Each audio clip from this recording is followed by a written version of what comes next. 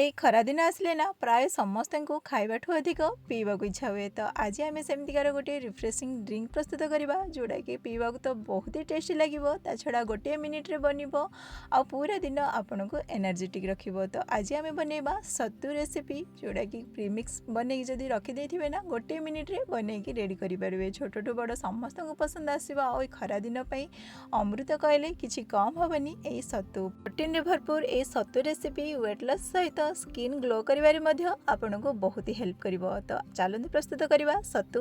तो से मुझे नहीं जाइए फुटवा चना बा भजा चना जोड़ार आम यात्रा मानक किणु आणुना से चना को नहीं जावा। आई चनारू ही प्रस्तुत हुए सत्तू।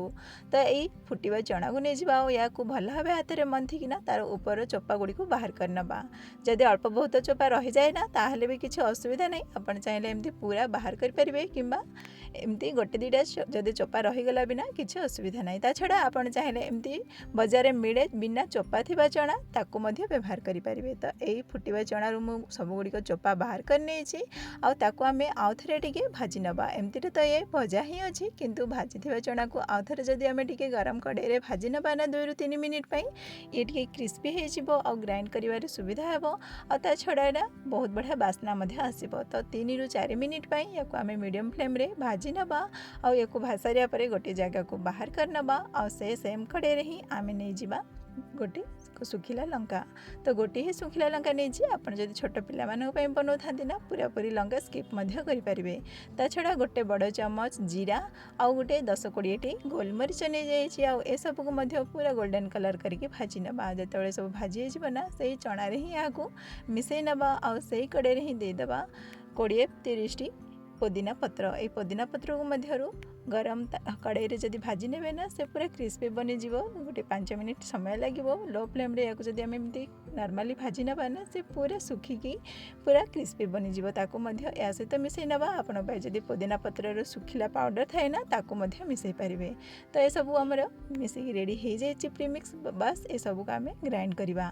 तो ये देखो गोटे ग्राइंडर जार नहीं जाइए आउ चना सहित जहाँ भी आम भाजी ना ये सब ग्राइंडर जार नहीं जावा। आपण चाहिए ए बर्तमान कला लुण और लुण मिसेकी ग्राइंड करें किंबा आम जिते सत्तू ड्रिंक बनैबा ना से समय भी लुण ऐड करें।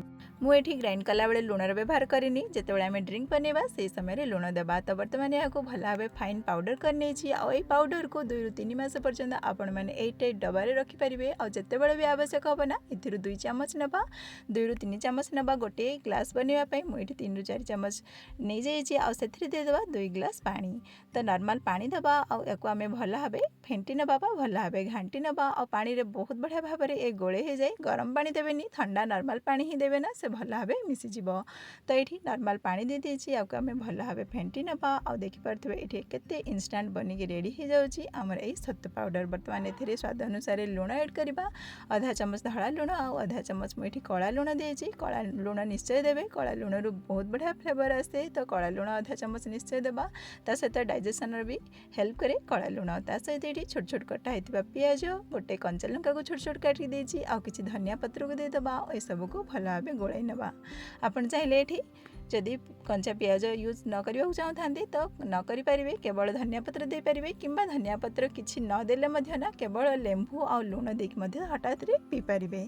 तो ये किसी छोट छोट कटा होता पियाज धनिया पत्र आ लंका ता सहित गोटे लेंबू को भल भाव मुझे चिपुड़ी नहीं। तो ये बनी रेडी हो जाइए आमर सत्तू भल भाव ये सब को गोलाई नवा। आपन जदि ठंडा ठंडा पीवा चाहते तो ये बरफ ऐड करें। तो जेहेतु खरा दिन पीऊे ना बरफ ऐड करें बहुत बढ़िया ठंडा ठंडा लगे। छोटू बड़ समस्त को पसंद आसो। आम मात्र गोटे मिनिट रे बनईकी रेडी करें। आउ सकाळ टाइम रे जदि एथिरो गोटे ग्लास पी देवे ना पूरा दिन एनर्जेटिक लगे। खरा दिने ये बहुत ही टेस्टी लगे आ समस्ते या पीवा आवश्यक। तो आपण मैंने जदि ए पर्यंत सत्तू रेसिपी प्रस्तुत करना कि पी ना तो निश्चय बनातु आ सबुदिन पिलामानकु दियंतु निजे पियंतु आ सुस्थ रुहंतु।